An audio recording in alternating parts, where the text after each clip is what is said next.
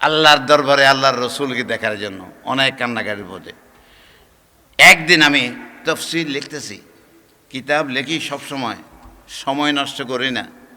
হঠাৎ দেখি নবী পাক হাজির, আল্লাহর কসম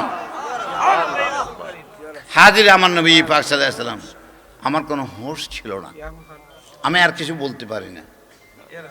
হ্যাঁ, তাহলে প্রমাণ বাস্তবে আমার হাদিসে আছে বুখারী শরীফের, মান রাআনি ফিল মানাম ফাসায়ারানি ফিল ইয়াকযা।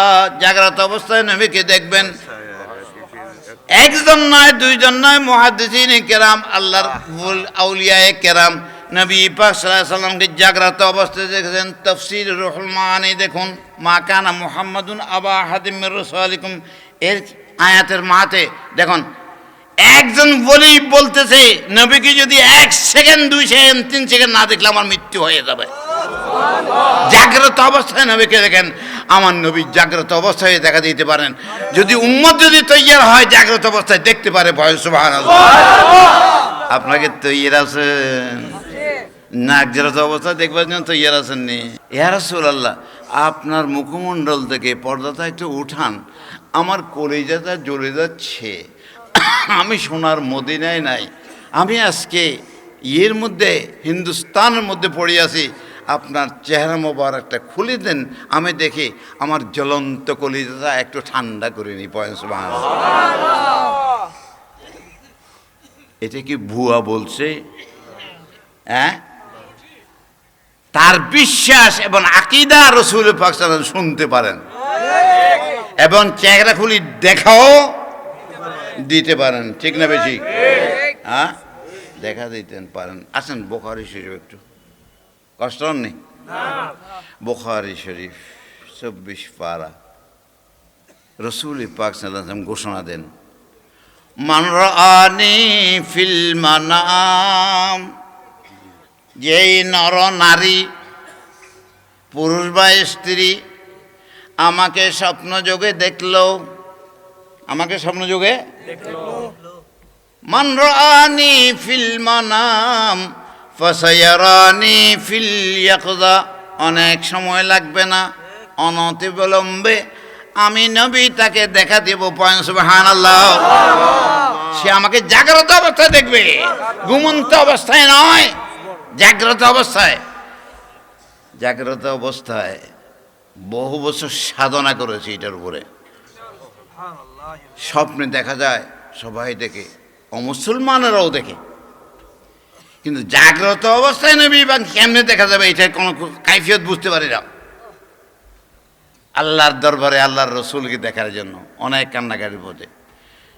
একদিন আমি তফসির লিখতেছি, কিতাব লিখি সবসময়, সময় নষ্ট করি না। হঠাৎ দেখি নবী পাক হাজির, আল্লাহর কসম হাজির আমার নবী পাক সাল্লাল্লাহু আলাইহি ওয়াসাল্লাম। আমার কোনো হোশ ছিল না, আমি আর কিছু বলতে পারি না। হ্যাঁ, তাহলে প্রমাণ বাস্তবে আমার হাদিসে আছে বুখারী শরীফের, মান রাআনি ফিল মানাম ফাসায়ারানি ফিল ইয়াকযা। জাগ্রত অবস্থায় নবীকে দেখবেন।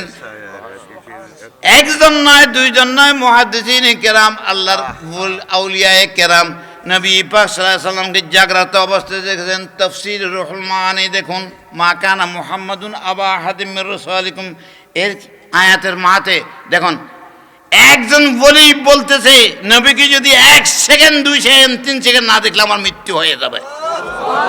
জাগ্রত অবস্থায় নবীকে দেখেন, আমার নবী জাগ্রত অবস্থায় দেখা দিতে পারেন। যদি উম্মত যদি তৈয়ার হয় জাগ্রত অবস্থায় দেখতে পারে, ভয় সুবহানাল্লাহ। আপনাকে তৈয়ার আছেন না জাগ্রত অবস্থায় দেখবার জন্য তৈয়ার আছেন নি? কারা কারা আছেন চাই দেখি কেন? মাশাআল্লাহ, আল্লাহু আকবার, ইয়া রাসূলুল্লাহ, আমার নূর ঠিকানা, আমাদের ভূমি মদিনা, আমাদের রাসূল মহান মুর্শিদ কিবলা জিন্দাবাদ জিন্দাবাদ, আহলে সুন্নাত ওয়াল জামাত জিন্দাবাদ জিন্দাবাদ, বিশ্ব সুন্নি আন্দোলন জিন্দাবাদ জিন্দাবাদ। নবীর আওলাদকে জবাই করি, নবীর আওলাদকে অপমান করি, নবীর আওলাদকে খেলাফত উচ্চত করি, তারপরে কি নবীকে দেখা আশা রাখতে পারে? আপনারা কি কোন? হ্যাঁ পারে। হ্যাঁ পারে। নবী আওলাদকে যখন নাকি শহীদ করতেছিল তখন কি নবী সেখানে ছিল কি ছিল না? হ্যাঁ তুমি একটু ওয়াজ করো না, আমি আর বড় মানুষের লাগা দিছো, সারা দুনিয়াতে ওয়াজ করে আর এখানে এসে সংক্ষেপ করে ফেলছে। আমার এই বয়সের মানুষ আছে এখানে? হ্যাঁ আলহামদুলিল্লাহ আমি তো আছি আর ওয়াজও করি। এর বরকত কিছু জানেন? নবীর মোহাব্বতের এই বরকতের জন্য নামাজ ছাড়িয়েন না, নামাজ পড়িয়েন। নামাজ পড়লে আপনার আর জিম করে যাইতে হইতো না, ব্যায়াম করতে হতো না, আর্থিং লাগাই বড় বড় ভাত্তার কান্দের উপরে তুলতে হতো না। যদি নামাজ পড়েন তাহলে আপনার সব কিছু ঠিক হয়ে যাবে। রসুল পাক সাল্লাল্লাহু আলাইহি সাল্লাম বলে ইজা ফাজাহু আমরুন কামা ইলা সালাত, আমার নবী পাক যখন কোন